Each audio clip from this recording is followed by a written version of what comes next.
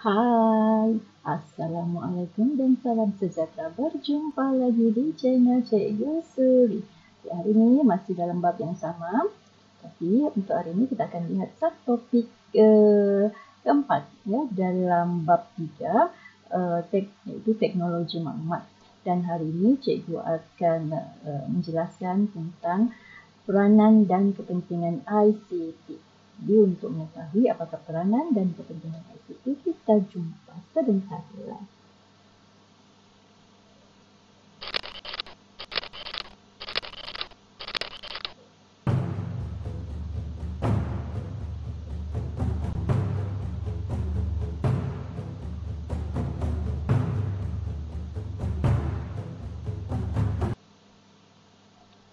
Okey anak pelajar, apa yang akan cikgu terangkan hari ini adalah berkaitan dengan peranan teknologi maklumat ya, terutama dalam bidang pengurusan perniagaan. Okey, tapi sebelum itu kita lihat dahulu apakah objektif ya untuk sesi kali ini. Okey, diharap di akhir sesi nanti para pelajar dapat menjelaskan ya peranan dan kepentingan ICT dalam perniagaan. Okey. Sebelum itu kita lihat dahulu apakah yang dimaksudkan dengan ICT. ICT di sini ya, kalau anak-anak pelajar lihat adalah satu proses ya, pengaliran, penyebaran, pemprosesan dan penyimpanan maklumat dengan menggunakan teknologi.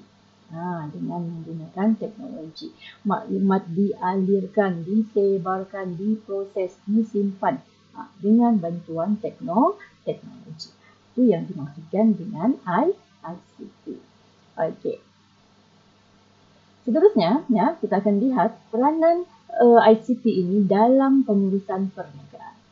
Okey, untuk peranan ini dia ada beberapa peranan lah. Ya, satu dalam bidang pengeluaran, yang kedua dalam bidang pemasaran, kemudian dalam bidang keuangan, kemudian dalam bidang pengurusan sumber manusia, seterusnya perakaunan, komunikasi dan pengawalan inventory.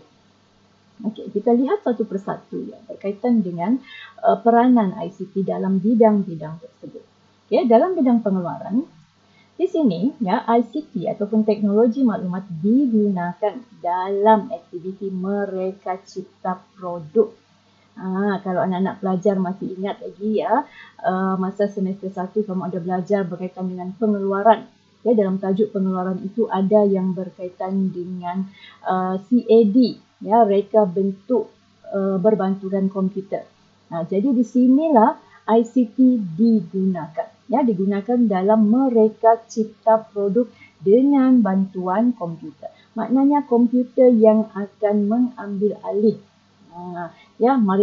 komputer yang akan mereka cipta produk tersebut. Ya, maknanya pekerja itu akan menggunakan komputer untuk mereka cipta produk yang bakal dihasilkan. Okey. Jadi, ya, dalam proses pengeluaran juga, kebanyakan mesin-mesin yang digunakan pada hari ini telah diprogramkan ya untuk berjalan secara automatik dengan menggunakan sistem komputer. Dan kalau kamu lihat lagi terutama organisasi besar ya, organisasi-organisasi yang besar, ada organisasi yang telah menggunakan sistem robot dalam aktiviti pengeluaran. Okey. Ini dapat mempercepatkan ya proses pengeluaran dan dapat membantu menghasilkan produk yang mengikut standard yang telah ditetapkan. Jadi ini peranan ICT dalam bidang pengeluaran. Okay. Seterusnya, yang kedua tadi dalam bidang pemasaran. Okay. Dalam bidang pemasaran pula, kalau anak-anak pelajar perasan ya, teknologi maklumat ya, ICT dia akan mempercepatkan ya data diperolehi dan dianalisis dalam proses penyelidikan pemasaran. Okey, seterusnya maklumat-maklumat pemasaran ya dapat disebarkan dengan cepat dan berkesan kepada pengguna. Okey, macam mana disebarkan? Melalui penggunaan media. Okey, melalui penggunaan media Seperti contohnya di sini laman web. Kalau kamu lihat banyak laman web ya yang mempromosikan tentang produk, ya blog-blog ataupun media sosial, FB, Twitter, MySpace. Okey, kalau kamu nampak sahaja di media sosial dia ada banyak ya organisasi-organisasi ataupun orang perseorangan ya sebagai peniaga menggunakan medium ini ya untuk memasarkan produk mereka, untuk memperkenalkan produk di pasaran. Pengguna dia tidak perlu menunggu masa yang lama untuk mengetahui tentang produk dengan adanya bantuan teknologi maklumat. Okey, seterusnya yang ketiga kita lihat dalam bidang keuangan. Okey, di sini ya ICT dia dapat mengurangkan kos penyediaan perancangan keuangan dan penyediaan belanjawan keuangan syarikat. Macam mana? Melalui penggunaan perisian khusus yang menggunakan teknologi maklumat. Okay, sekarang ni telah ada banyak perisian-perisian dibangunkan untuk memudahkannya kerja-kerja ataupun aktiviti-aktiviti organisasi. Okey, contohnya seperti pembayaran dan penerimaan wang. Okey, yang mana melalui contoh kita telah ada kad debit, ya, ada kad kredit, ada mesin juru wang automatik. Okay, semua ini adalah medium yang digunakan ya sebagai bantuan ya daripada ICT ya untuk memudahkan aktiviti pengurusan keuangan organisasi. Okey. Seterusnya ya, peranan ICT juga dapat dilihat dalam pengurusan sumber manusia. Pengurusan sumber manusia maknanya pengurusan tenaga kerja dalam organisasi. Okey, di sini ICT dapat digunakan untuk merekod sistem kehadiran pekerja. Maknanya pekerja datang ke organisasi, mereka hanya guna, kalau sekarang sistem yang ada adalah menggunakan template. Template itu juga adalah salah satu sumbangan daripada ICT. Ya, maknanya tidak lagi menulis secara manual tentang kehadiran pekerja. Okay, kemudian ICT juga digunakan dalam proses penilaian prestasi pekerja. Telah dibangunkan satu sistem untuk menilai prestasi pekerja. Ya, maknanya pihak pengurusan hanya memasukkan data. Ya, hanya perlu mengikut apa yang telah diletakkan dalam perisian tersebut ya berdasarkan kriteria yang telah ditentukan. Okay, seterusnya ICT juga ya boleh digunakan untuk menyimpan maklumat pekerja dan laporan tentang pekerja dengan selamat. Ya, maknanya rekod pekerja kamu disimpan dalam komputer ya secara sulit. Hanya pihak tertentu sahaja yang boleh akses sistem tersebut. Okey, dan teknologi maklumat di sini telah menjadikan aktiviti pengurusan sumber manusia di sini lebih efektif dan dapat menjimatkan waktu bekerja. Okey, maknanya sistem-sistem yang secara manual itu tidak lagi digunakan. Walaupun masih digunakan mungkin dalam 10 atau 20%. Tapi 80% ke atas semua telah menggunakan sistem teknologi maklumat. Jadi aktiviti kerja itu menjadi lagi cekap dan lagi cepat, menjadi lebih produktif. Okay. Seterusnya, peranan ICT kita dapat lihat juga dalam bidang perakaunan. Dalam bidang perakaunan di sini ya, ICT dapat meningkatkan kecekapan dari segi penyimpanan rekod transaksi. Okay, kalau kamu berkaitan dengan bidang perakaunan, ya semua berkaitan dengan tentang rekod-rekod ya data-data keuangan yang perlu disiapkan. Jadi dengan adanya ICT ya, penyimpanan rekod ini menjadi lebih cekap. Okey. Ia turut digunakan dalam penyediaan penyata keuangan organisasi. Contoh, nak sediakan kunci kira-kira, sediakan penyata keuangan, imbangan juga, semua menggunakan sistem ataupun perisian khusus yang telah dibangunkan melalui ICT. Ya, contoh di sini kalau kamu lihat dalam bidang perakaunan dia ada perisian UBS accounting.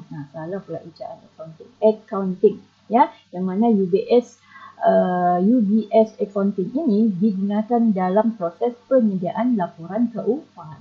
Jadi sistem kerja itu menjadi lebih mudah dan cepat.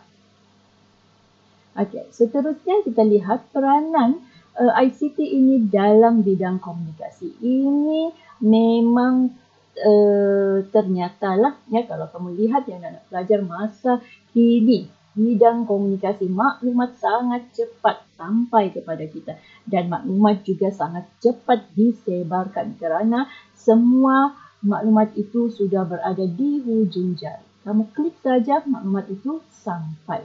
Jadi itulah ya yang secara umumnya kamu lihat peranan ICT yang paling besar pada masa kini.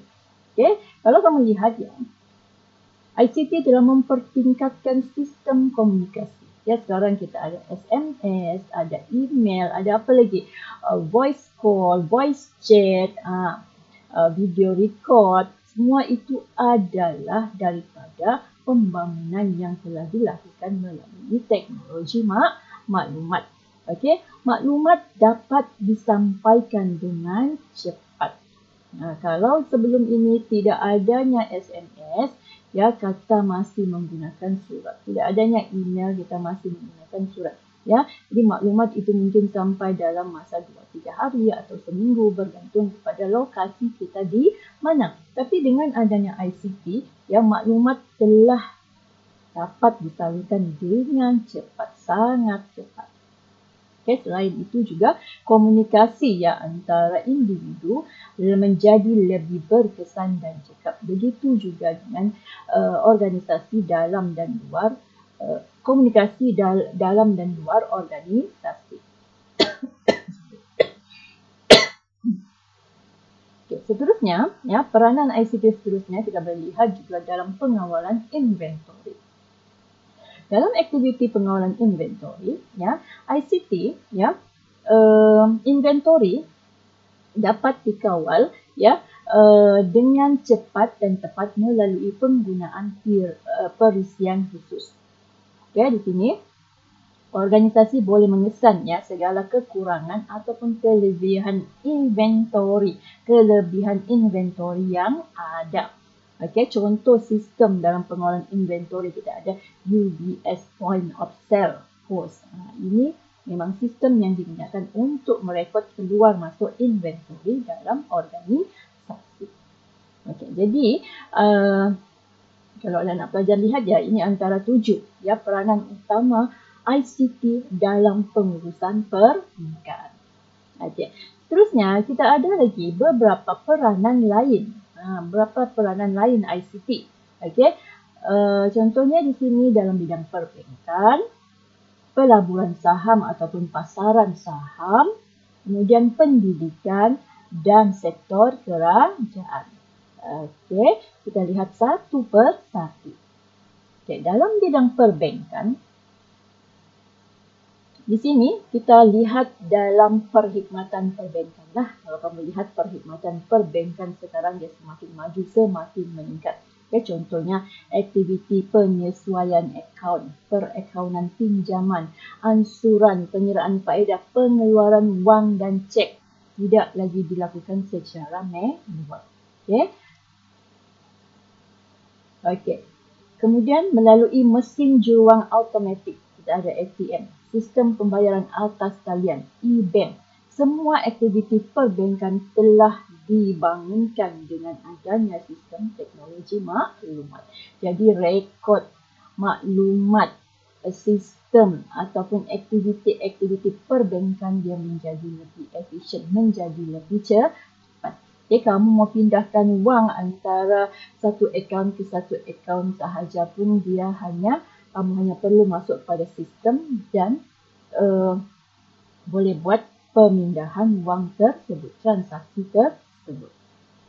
Okey, seterusnya peranan lainnya adalah dalam bidang pelaburan ataupun pasaran saham. Okey, di sini ya terutama untuk urus niaga yang berkaitan dengan pasaran saham, ya, urus niaga telah dilakukan secara elektronik yang mana ya Pelabur-pelabur boleh melihat turun naik saham hanya melalui skrin komputer ataupun skrin TV ataupun melalui channel Astro sahaja. Ya, yang menjadi lebih mudah. Tidak perlu lagi kepada datang ke bursa saham untuk melihat turun naik harga saham. Okay. Seterusnya, peranan lainnya adalah dalam bidang pendidikan. Okay. Dalam bidang pendidikan pun kita telah mengalami kejutan yang sangat besar. Ya, terutama apabila berlakunya pandemik sekarang. Kita nampak di situ kepentingan ICT kepada bidang pendidikan. Ya. Contoh sistem maklumat pelajar, sistem maklumat pengurusan, analisis keputusan, sistem maklumat staf. Okay. Kemudian aktiviti pembelajaran telah dilakukan secara atas talian. Ya, kita ada juga e-book, maknanya kita tidak lagi menggunakan buku secara manual, tapi telah ada buku secara e-book, secara digital yang boleh digunakan secara atas talian. Maknanya sistem pendidikan pun menjadi lebih mudah, menjadi lebih maju. Mana-mana pelajar, kamu berada di mana-mana, kamu boleh akses ya maklumat tentang pendidikan. Okey. Dan yang seterusnya adalah peranannya dalam sektor kerajaan. Dalam sektor kerajaan, seperti pengesahan dan penyeraan cukai pendapatan, pendaftaran kenderaan bermotor, sistem belanjawan negara, penggunaan MyKad dan lain-lain pun telah ditingkatkan menggunakan teknologi maklumat. Okay, kita ada e-government, kita ada e-saham, apalagi e-filing untuk bayar cukai. Semua dilakukan atas talian. Jadi aktiviti kerja itu menjadi lebih mudah, ya. Masa dapat dijimatkan, ya. Maklumat dan data dapat disimpan dengan baik. Jadi itu antara peranan-peranan, ya, kalau kamu lihat peranan-peranan ICT ataupun teknologi maklumat, terutamanya dalam pengurusan perniagaan dan peranan-peranan lain. Okey. Jadi cikgu harap penerangan cikgu berkaitan dengan peranan ICT ini ya dapat difahami dengan mudah dan jelas oleh para pelajar. Okey. Sekiranya video ini bermanfaat, ya bolehlah sharekan kepada rakan-rakan yang lain dan teruslah ke channel cikgu untuk melihat perkongsian-perkongsian lain berkaitan dengan subjek pengajian perniagaan. Okey, cikgu ucapkan terima kasih. Sampai jumpa lagi. Okey, untuk perkongsian-perkongsian yang lain. Okay. Bye.